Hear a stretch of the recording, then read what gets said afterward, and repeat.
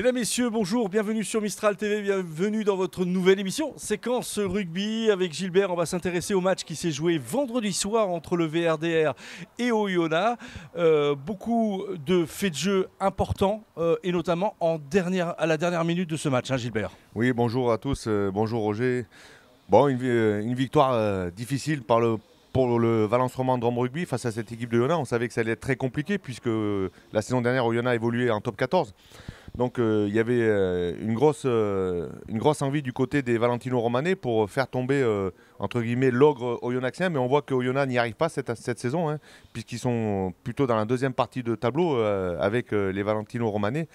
Mais je dirais que la seule chose qui comptait pour Valence Roman, c'était une victoire.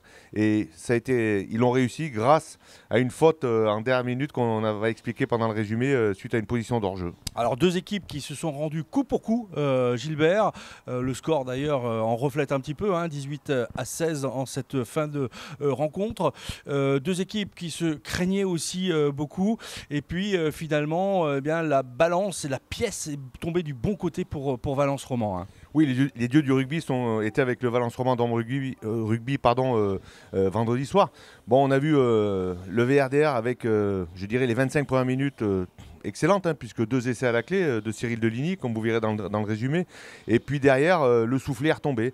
Et c'est Oyonnax qui a pris la main sur le jeu et qui a mis en difficulté Valence Roman. Mais la défense a tenu bon, puisqu'ils ont cédé qu'à une seule reprise avec cet essai en force.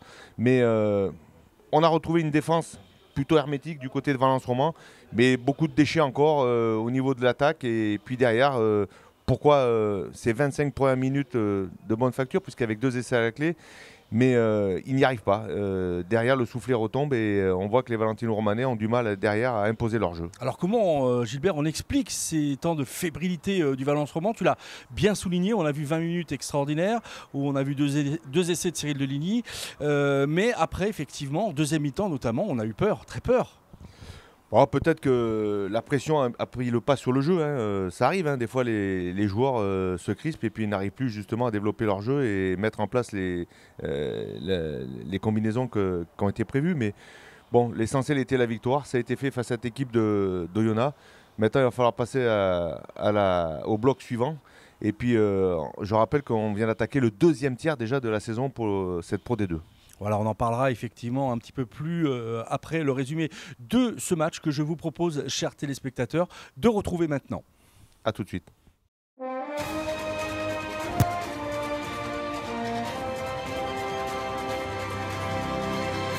Voilà Gilbert, dans ce match des mal classés, le VRDR recevait Oyonnax vendredi soir à Pompidou dans le cadre de la 11e journée de championnat de Pro D2. Valence Roman se devait de gagner pour espérer sortir de la zone de relégation. Suite à une pénalité de Chris Smith à la 7e minute de jeu sur le coup de pied de renvoi, récupéré par les damiers, Cyril Deligny inscrit le premier essai à la 9e minute. Le VRDR prend l'avantage sur le score de 5-3. Oui, on voit sur le coup de pied de renvoi l'Oyonnaxien qui fait un en avant. Et derrière, c'est Florent Gouma qui récupère ce ballon et qui avance sur plusieurs mètres. Derrière, il peut libérer et c'est Luzero rapidement qui libère ce ballon. Et Deligny en position de 3 carrels vient marquer ce premier essai Valentino Romanais. 5 minutes plus tard, Cyril Deligny réalise un doublé en inscrivant un essai en force. Oui, encore ce diable de Cyril Deligny en position de 3 carrels. Le ballon suite à un bon travail des avants qui sort de nouveau sur le petit côté. Et Deligny arrive à résister au retour de 2 défenseurs oyonnaxiens et vient marquer par un très beau geste ce 2e essai Valentino Romanais qui sera transformé par Méret.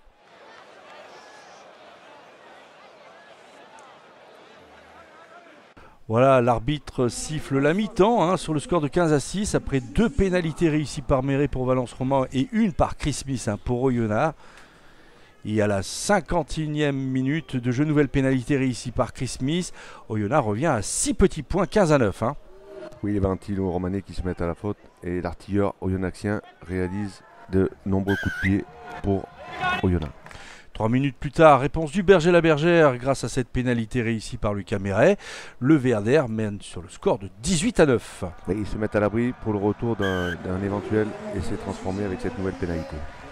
Voilà la 57e minute de jeu. Oyonnax inscrit son premier essai en force par David Odiazé et revient à 2 points de Valence Roman. VRDR 18, Oyonnax 16, Gilbert. Hein. Oui, et là c'est les Valentino Romanais qui se mettent en danger justement avec ce nouvel essai oyonnaxien en force. Et Oyonnax est à juste 2 petits points du Valence Roman Drum Rugby. Non mais l'essai il est valable, il n'y a aucun doute. Eric, s'il y a quelque chose tu me diras, mais l'essai il est valable, on reste là.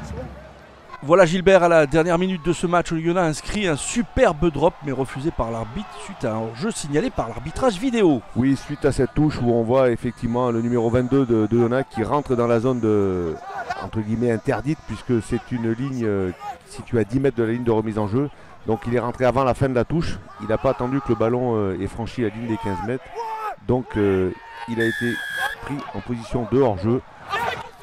Ce qui normalement a fait refuser le drop, permet au Valence Roman Drum Rugby de réaliser une victoire face à cette équipe de Oyonnax.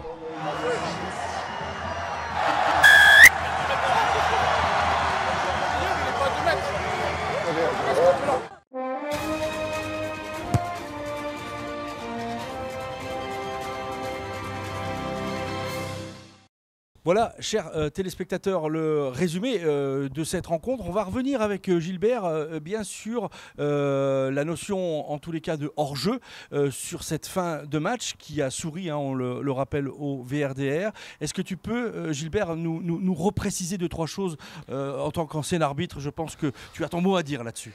Oui, donc comme on l'a vu sur les images, donc, ça a été pris par la vidéo. On voit que lorsqu'une touche prend fin seulement lorsque il y a 6 ou 7 cas de fin de touche. Et là, dans ce cas-là, c'était le ballon qui devait franchir la ligne des 15 mètres. Elle était lancée au-delà des 15 mètres. Et on voit le joueur numéro 22 d'Oyonnax qui rentre dans la zone de hors-jeu. Et cette zone de hors-jeu, c'est une zone qui est matérialisée, entre guillemets, par la ligne de remise en jeu et de 10 mètres de chaque côté pour les deux équipes. Et on voit le joueur oyonnaxien qui rentre dans cette zone, donc qui s'est mis en position d'hors-jeu, ce qui lui a permis d'arriver sur le ballon bien avant les Valentino Romanais.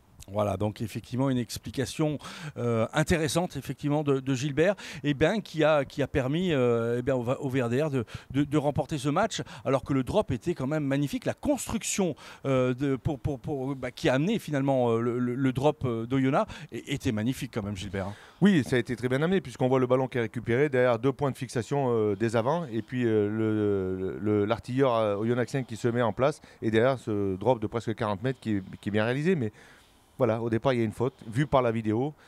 Des fois, la vidéo fait pencher le score pour une équipe et des fois pour l'autre. Et ben voilà, ça a souri au Valentino Romanais et tant mieux. Oui, on s'est dit le fantôme de Montauban était revenu. Eh bien non, puisqu'effectivement ça a penché en faveur des Valentino Romanais. Donc voilà, Gilbert, effectivement, la deuxième partie, en tous les cas le second bloc se termine. C'est terminé suite à ce match face à Oyonnax. Des déplacements très compliqués pour ce troisième bloc, puisque le VRDR va se déplacer 2 fois, va recevoir 1 fois et puis va se redéplacer à nouveau à l'extérieur. Hein. Oui, il y a ces 2 déplacements qui vont arriver maintenant pour le Valence Roman Drum Rugby. Donc le premier déplacement à Angoulême, qui est une équipe qui réussit pas trop au Valence Roman Drum Rugby, mais pourquoi pas, hein. On sait que souvent Angoulême, il y a à boire et à manger, entre guillemets. Donc ils savent avoir des très très belles prestations. Et puis derrière, le soufflet retombe, comme je viens de dire, pour les Valentino Romanais, et passer à côté de leur match. Et puis un deuxième déplacement à Aurillac, avant la réception de Mont-de-Marsan. Il va falloir tenir bon en tous les cas, parce que la première partie, on le sait, n'a pas été très bonne, hein, du côté du VRDR, qui sauve un petit peu les meubles. Mais ces 2 déplacements, est-ce que ces 2 déplacements, Gilbert, laissent craindre des choses?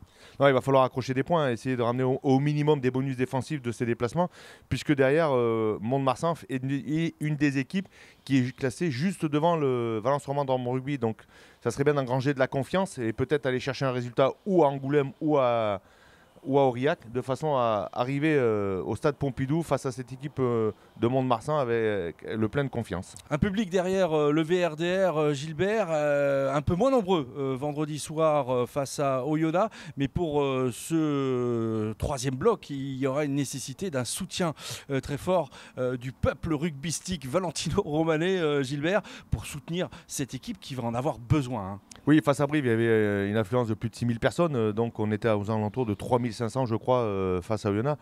Ben, pourquoi battre le record d'affluence face à Mont-de-Marsan, parce qu'on sait que ça va être un match extrêmement important pour le Valence Roman Drôme Rugby. Donc on vous attend très nombreux pour soutenir et encourager.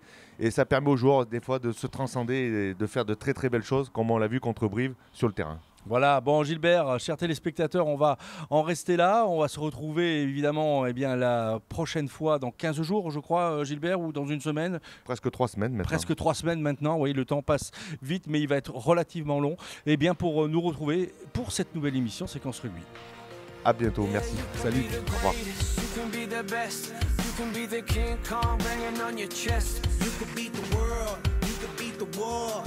Talk to God, go banging on his door. You can throw your hands up, you can beat the clock. Yeah. You can move a mountain, you can break rocks. You can be a master, don't wait for luck. Dedicate yourself and you go find yourself.